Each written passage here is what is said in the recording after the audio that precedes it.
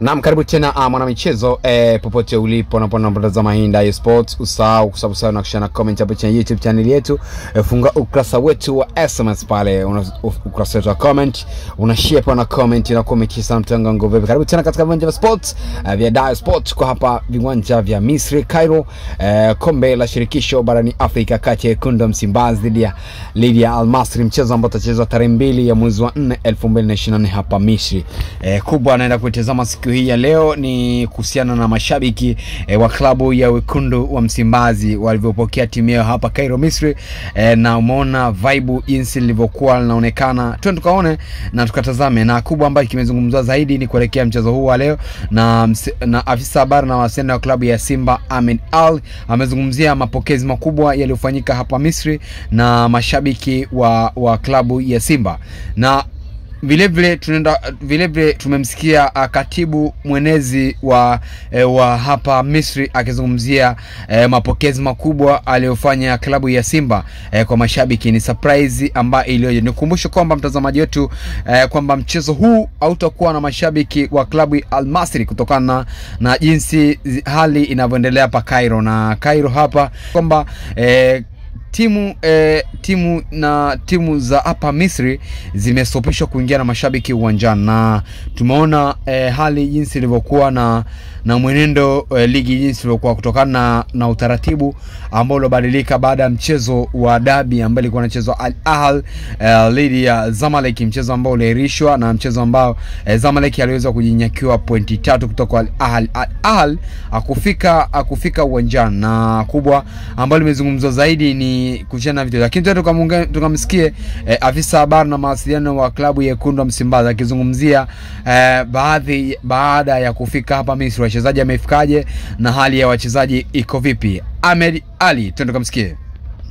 Tunamshukuru Mwenyezi Mungu tumefika salama kituo chetu cha mwisho ambapo ni hapa Ismailia. Safari ilianzia Dar es Salaam majira ya saa 11 na ikawa ni Dar es Salaam mpaka Cairo, na baadaye tukatoka Cairo kwa njia ya usafiri wa basi mpaka kufika hapa Ismailia.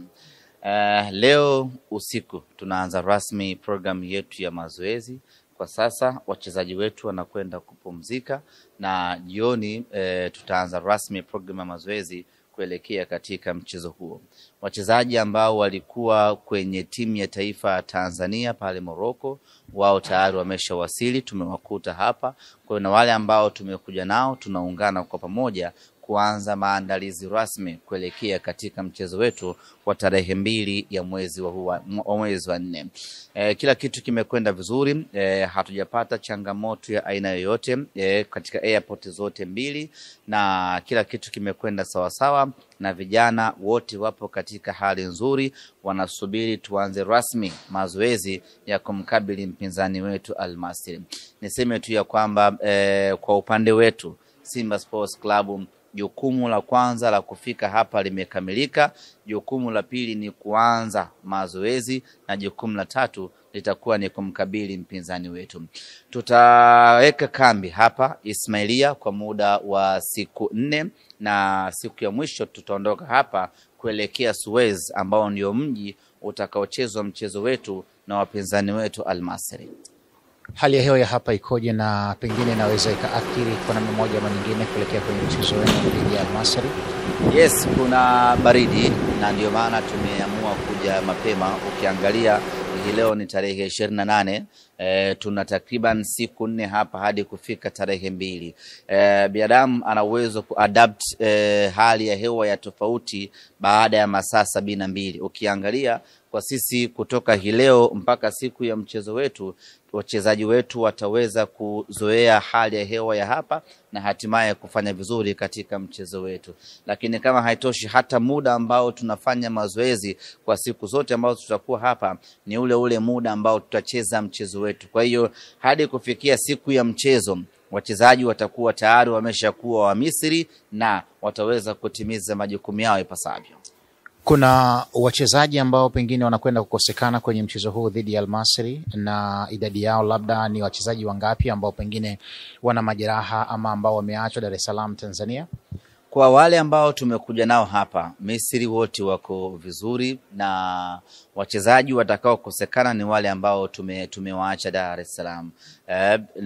Yuko Shemalon Fondo ambaye ametoka kufanyiwa upasuaji hivi karibuni, na tumemwacha ili aendelee kupata matibabu na kufanya rehebu ili kurejea katika utimamu wake.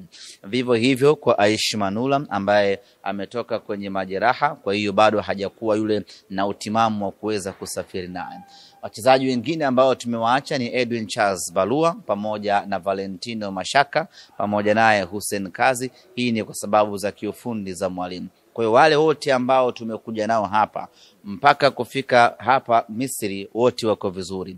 Uweze jua nini kitatokea kwenye uwanja wa mazoezi, lakini wale ambao tumesafiri nao maana yake wote wako tayari kwa ajili ya mchezo. Shukrani sana Ahmed, hadi wakati mwingine. Asante sana.